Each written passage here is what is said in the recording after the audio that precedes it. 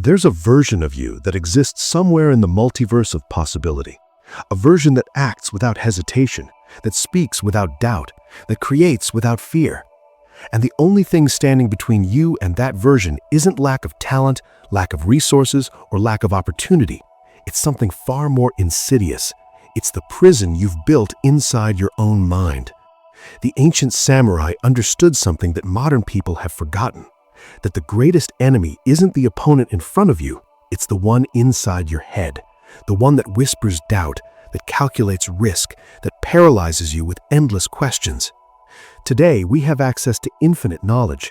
We can study any martial art, learn any philosophy, access any teaching. But here's the paradox.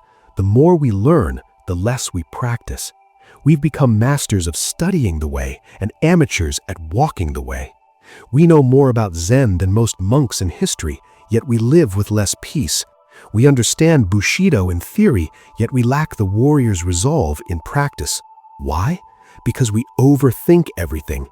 And overthinking isn't just a modern problem, it's an ancient enemy that the samurai, the monks, and the masters spent lifetimes learning to defeat. Today, I'm going to show you exactly how overthinking is destroying your potential, and more importantly, how the ancient Japanese warriors overcame it. But before we dive deep, I want you to comment below right now. What practice have you been thinking about starting? Meditation? Martial arts? A discipline you know would transform you? Write it down, because by the end of this video, you're going to understand why you've been stuck and how to finally begin. Chapter 1. The Student Who Never Struck. Let me tell you about Kenji. This isn't ancient history. This happened in a traditional dojo in Kyoto just 15 years ago. Kenji was 28 years old when he first entered Master Takeshi's kendo dojo. He'd read everything about kendo. He could name every kata, explain every stance, describe every principle of the sword. He understood the philosophy of Katsujinken, the life-giving sword. He knew about Zanshin, the lingering mind. He'd studied Miyamoto Musashi's Book of Five Rings 3 times, but Kenji had never picked up a shinai. On his first day, Master Takeshi, who was 68 years old and had been teaching for 40 years, asked Kenji to demonstrate a basic strike. Kenji froze. His mind raced. Should I use the technique from the book I read? What if my stance is wrong? What if I dishonor the dojo with poor form? What if the other students judge me? Master Takeshi waited. The dojo was silent. Kenji stood there, shinai in hand, paralyzed. After a full minute, Master Takeshi spoke softly. You have studied the way of the sword without ever holding one. You understand the strike in theory, but not in body. Come, sit with me. They sat in seiza. Master Takeshi looked into Kenji's eyes. Let me tell you about my first teacher. When I was young like you, I also studied many texts. I memorized the teachings. I believed I understood. On my first day, my teacher handed me a bokken and said, "Strike me." I hesitated just as you did. I was thinking about form, about technique, about not making a mistake. Do you know what my teacher did? He struck me. Not hard, but enough to wake me up. And then he said something I never forgot. Thinking about the strike is not the strike. Studying the way is not walking the way. Knowledge without practice is just entertainment. Master Takeshi continued. You see, Kenji, in a real sword fight, if you think, you die. The moment you calculate, you're too late. The moment you analyze, your opponent's blade is already moving. The samurai trained for years not to become better thinkers, but to transcend thinking entirely. This is what we call Mushin, no mind. But Kenji, like so many modern people, believed that more knowledge would give him confidence, so he kept studying. He watched videos, he analyzed techniques, he compared different styles. 6 months passed. He came to the dojo every week, but he only watched. He took notes, he asked questions, but he never practiced. The other students who'd started after him were now sparring, competing, growing. Kenji was still in his head. One day, a new student arrived, a 19-year-old girl named Yuki. She'd never read about kendo, she didn't know the history, she couldn't name the famous masters. Master Takeshi handed her a shinai and said, "Strike the target." She struck. Her form was terrible, her footwork was wrong, her posture was off, but she struck. Again and again, Master Takeshi corrected her. Again and again, she adjusted and struck again. By the end of her first class, she had made 300 strikes. Kenji had made 0, but he had taken very detailed notes. 3 months later, Yuki was sparring with advanced students. Kenji was still studying. Chapter 2. What the Zen Masters Knew. The Zen Masters understood something profound about the human mind.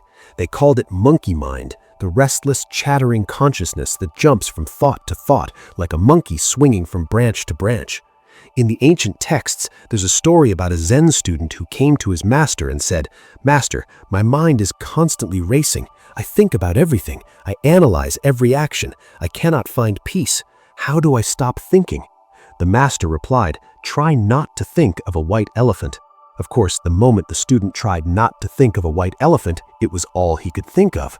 The master smiled. "You see, you cannot stop the mind by fighting the mind. You transcend the mind through action, through practice, through being so completely present in what you're doing that there's no room for thought." This is why Zen monks practice zazen, sitting meditation, not to think about meditation, but to simply sit. This is why they practice kinhin, walking meditation, not to think about walking, but to simply walk. This is why they do samu, working meditation, not to think about work, but to simply work. The goal is always the same, to bypass the overthinking mind and enter into direct experience. In the Hagakure, the book of the samurai, it says, "The way of the samurai is found in death." This doesn't mean literal death. It means the death of the calculating, fearful, overthinking self. When a samurai accepted death, he became free to act without hesitation, because what is there to fear when you've already accepted the worst? This is called Fudoshin, the immovable mind. Not a mind that doesn't think, but a mind that doesn't attach to thoughts. Not a mind without fear, but an action despite fear. The great sword master Yagyu Muninori wrote, "The mind that is fixed is a sick mind. The mind that flows is a healthy mind." When your mind fixes on one thing, on one fear, on one doubt, you become paralyzed. But when your mind flows, like water, it adapts, it responds, it acts. Modern neuroscience have proven what these masters knew centuries ago. When you overthink, you activate the prefrontal cortex excessively. This is the part of your brain responsible for analysis and planning. But peak performance, whether in martial arts, meditation, or any discipline, happens when you deactivate the prefrontal cortex and activate the motor cortex and cerebellum. These are the parts of the brain responsible for automatic, intuitive action. Studies of master martial artists show that their brains are quieter during combat than beginners. They're not thinking more, they're thinking less. Their thousands of hours of practice have moved the techniques from conscious mind to body memory. They've transcended thinking. But here's what modern people miss. You don't transcend thinking by thinking about transcending thinking.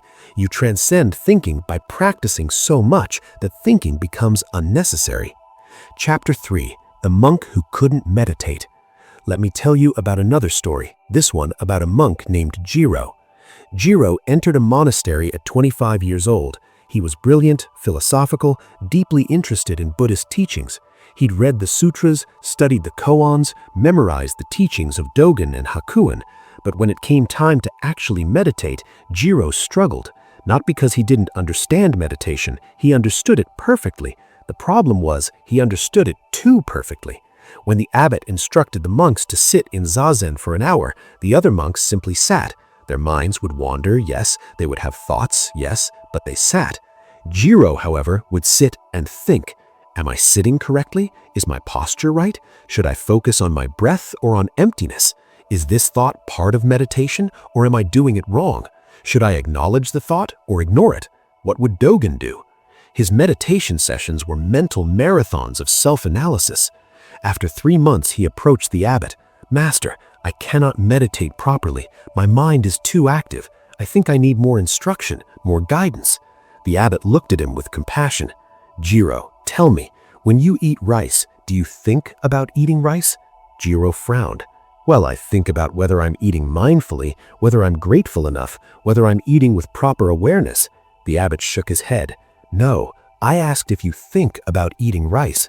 Do you analyze the movement of your hand? Do you calculate the angle of your chopsticks? Do you plan each chew? No, master, I just eat. Exactly. So why do you try to think about meditating instead of simply meditating? The abbot stood up. Come with me. They walked to the meditation hall. Sit, the abbot commanded. Jiro sat.